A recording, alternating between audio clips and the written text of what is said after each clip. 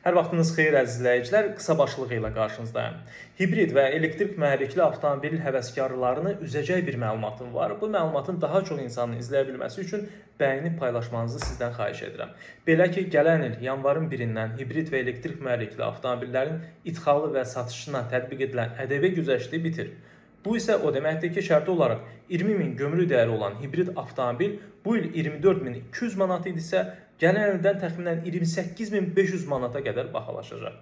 Eyni qiyməti olan elektromobil isə gələn il minimum 23.700 manata təklif olunacaq.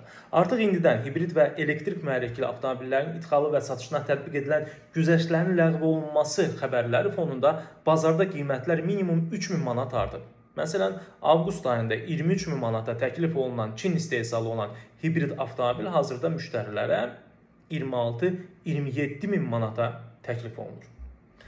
Bu arada gələn ildən ölkəyə idxal olunan və istehsal tarixi 7 ildən çox olan minik avtomobilləri üçün aksiz dərəcəsi də artırıla bilər. Bu, vergi məcəlləsində təklif edilən dəyişiklikdə əksini tapıb. Layihəyə əsasən 2026-cı ilin yanvarın 1-dən idxal olunan minik avtomobillərin istehsal tarixi 7 ildən artıq olduqda aksiz dərəcəsi hesablanmış məbləğə benzin mühərrikli minik avtomobillərinə 1,2 əvəzinə 1,5, dizel mühərrikli minik avtomobillərinə isə 1,5 əvəzinə 2 yüksəldici əmsal tətbiq edilməklə hesablanacaq.